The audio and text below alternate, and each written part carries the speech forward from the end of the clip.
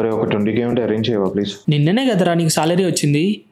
అది కరెంట్ బిల్కి, ఈఎంఐకి, రెంట్లకే అయిపోయిందిరా. ఇప్పుడు క్రెడిట్ కార్డ్ బిల్ కట్టాలి. కొంచెం 20K అరేంజ్ చేయవా? రేట్రీలోకి వచ్చినావు, ఏదైనా డబ్బులు అవసరం ఉంటే అడుగురా, ఎందుకు ఇబ్బంది పడతావు? స్కూల్ ఫీజు కట్టడానికి డబ్బులు కావాలా? సరే సాయంత్రం ఇంటికి వచ్చి తీసుకోవాలి, నేను అమ్మకి చెప్తాను. రోడ్డు పనిలేనా? నేను సినిమా అయితే చెప్పి చేయించేస్తలే, నువ్వు వెళ్ళు. సార్ అది శాలరీ పెంచుతా అన్నారు, ఇంకా పెంచలేదు. పర్లేదు సార్, ఉన్న శాలరీతోనే సరిపెట్టుకుంటా. ఒరి గడ్డి ఆకులంతా పీకించామని చెప్పాను కదరా, తీయించేసేయి. ఏంటి ఇదిగో డబ్బులు ఉంచు.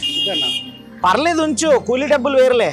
ఇంటికి వెళ్ళేటప్పుడు పిల్లలకి ఏదైనా తీసుకెళ్ళి. ఏంటి ఆకలిస్తుంది, వండే ఒక్కడు లేదు.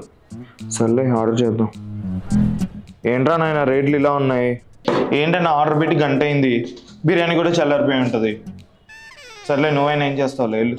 అమ్మా బోస్గాడికి చెప్పాను చికెన్ తెమ్మని, తెచ్చాడు. ఏంటి మరి తెచ్చాడా? వండిసే అయితే.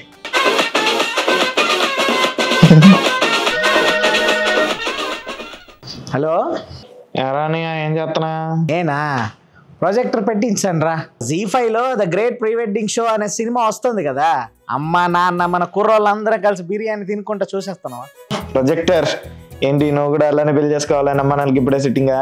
చేసుకోరా, నువ్వు కూడా ఇలానే పెళ్లి చేసుకో, ప్రీ వెడ్డింగ్ షోలు చేసుకో. నేను కూడా ఊర్లోనే ఏదో ఉద్యోగం చూసుకుంటే ఈ పాటికి అమ్మ చేసిన బిర్యానీ తినుకుంటూ సినిమా చూసేవాడిని. నువ్వు ఇంటికి వచ్చే. వస్తాలేరా, సెలవులు ఇవ్వట్లేదు, ఈ సంక్రాంతి కన్నా వస్తాలే.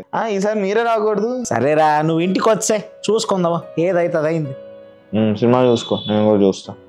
అయ్యాక మాట్లాడుకుందాం. బాయ్.